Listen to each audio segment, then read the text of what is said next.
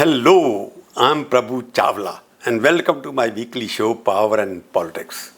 It's about Gujarat Uncovered, where we dissect the political pulse of our vibrant state with unfiltered insights.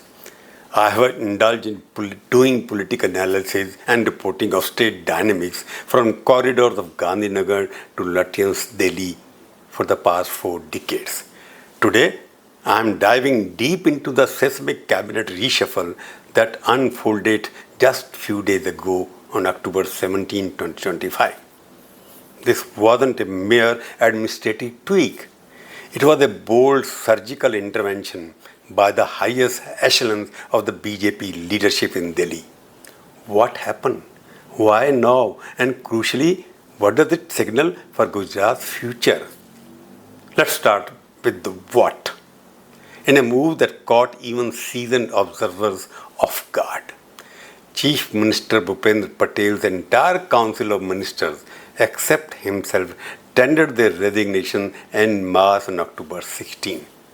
By next morning, at the opulent Mahatma Mandir in Gandhinagar, 25 new ministers were sworn, expanding the cabinet to a whopping 26 members, including the CM. That's the largest in Gujarat history so far, a deliberate signal of inclusivity and firepower. At the helm of affairs, Bhupendra Patel, the steady hand from the Patidar community, retaining key portfolios like general administration. But the star of the show? Harsh Sanghavi, the dynamic 40-year-old MLA, elevated to Deputy Chief Minister and handed the all-important powerful portfolio of Home Ministry, a role he already held but now amplified with unprecedented clout. And in a nod to star power meets politics, Rivubha Ravindra Jadeja, wife of cricketer icon Ravindra Jadeja, makes the entry as Minister of State for Primary and Secondary Education. Along with fellow women inductees, Manisha Vakil from Vadodara city, Darshana Vaghela from Asarwa, both as Minister of State. Now the numbers tell a story of renewal.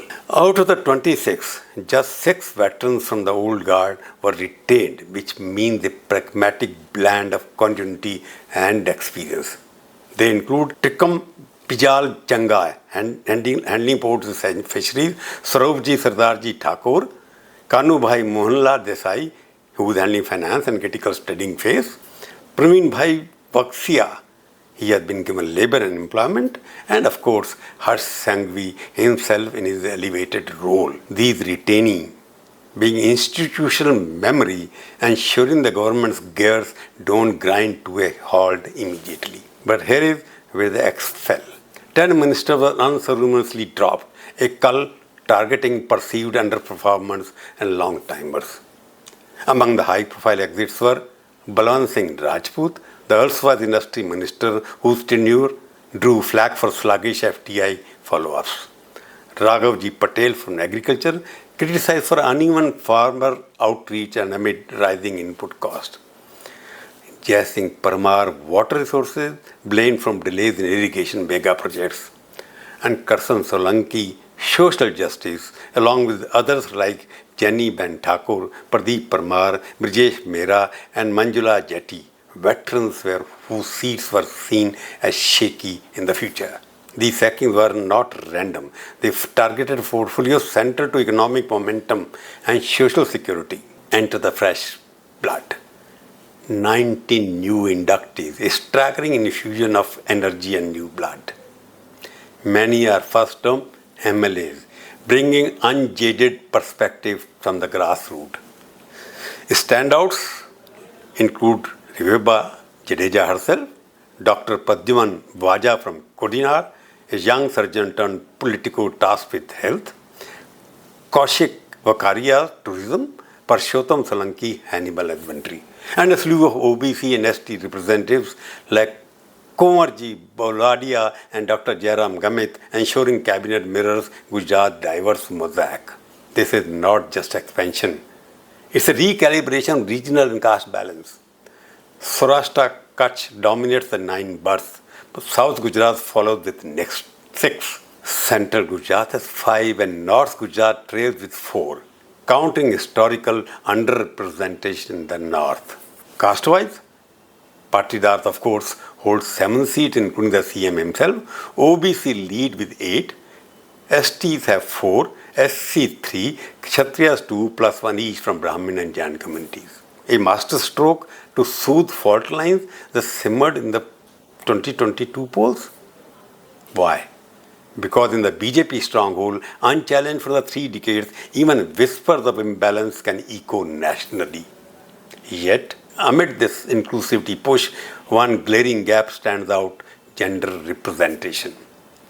With just 3 women, Rivaba Jadeja, Manisha Vakil, and Darshana Vaghela in a 26 campaigner were about 11.5% female participation.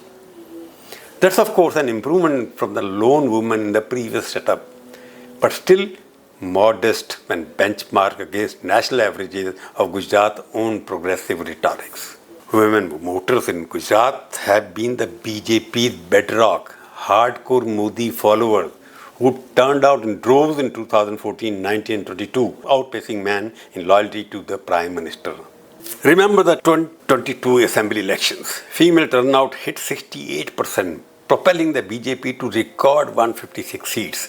Yet here we are with a government where women hold just over 1 in 10 posts, all as Minister of State without cabinet rank. Dropping veterans like Jenny Ben Thakur and Manjula Jetty, 2 of the 3 women previously, without a bolder induction, feels like a missed opportunity, if not a misstep. Is this haste in the reshuffle, or a deeper blind spot in the party's winnable formula? In a state where women's self-help groups drive rural economics and Nari Shakti echoes in every rally, this representation risks feeling tokenistic, potentially alienating the faithful base that keeps the Gujarat model gleaming. The BJP must amplify, perhaps with women-led task forces or more independent charges, lest opposition narratives gain traction in the state. And that deputy chief minister slot, historic in its rarity. Gujarat has seen only 5 deputy chief ministers in that 64-year history. Chimnbhai Patel in 1972, the pioneer under Ghanshyam Hoja, Kantilal Ghia briefly in 1970s, Keshubhai Patel in 1990, a mere 7 months, Narahari Amin 94 to 95 under Congress Chabil Das Mehta, and Nitin Bhai Patel 2016-21, the longest at the 5 years chief minister. Harsh Sanghavi is just the 6th and at 40 the youngest ever deputy chief minister. His promotion is not cosmetic. It's war room appointment to lead the BJP's charge into 2027 assembly elections. As a Surat powerhouse who orchestrated the Commonwealth Games bid for Ahmedabad, Sanghavi's organization skills and youth appeal position him as the face of BJP 2.0 in Gujarat, bridging then next voters and parties to a base. The BJP expects him to hem campaign war rooms, much like Amit Shah did in 2014. So what has sparked this whirlwind? Why now, where there is zero political gunpowder? No major elections are due. The next assemblies are only on 2027 and local body elections are just a couple of months away. There is no visible fury against Chief Minister Patel, a man of impeccable integrity whose clean, committed governance has steered Gujarat through post-COVID recovery without a whiff of scandal. No anti-incumbency blaze, just the slow burn of 30 years under BJP's rule, where familiarity breeds contempt but quite complacency. The trigger? A sudden top-down directive from Delhi's power duo, Prime Minister Narendra Modi and Home Minister Amit Shah. This was their baby, orchestrated with precision of chess grandmaster. Don't forget, both come from Gujarat. Modi from Vadnagar, Shah from Mumbai, but with deep Mehsana roots. Since 2014, when they ascended nationally, they have kept 2 eyes on India's 28 states, monitoring performance metrics, national security, and federal fault lines. But their third eye, that's intuitive, almost mystical vigilance has never wavered from Gujarat, their favorite state. Why? Because any dent here ripples outward. The Gujarat model, vibrant economics, world-class infra, zero tolerance governance is not just a state playbook. It's the BJP's national template for winning elections. The gold standard Modi sells from Davos to Delhi. They can't afford erosion in this and their home term. A slip in FDI ranking or regional neglect could embolden opposition narratives nationwide. Input from the ground fueled this fire, it seems. Daily grapevine buzzed with feedback. The current establishment, for all its merits, wasn't fully equipped to woo hyper-agile foreign investors.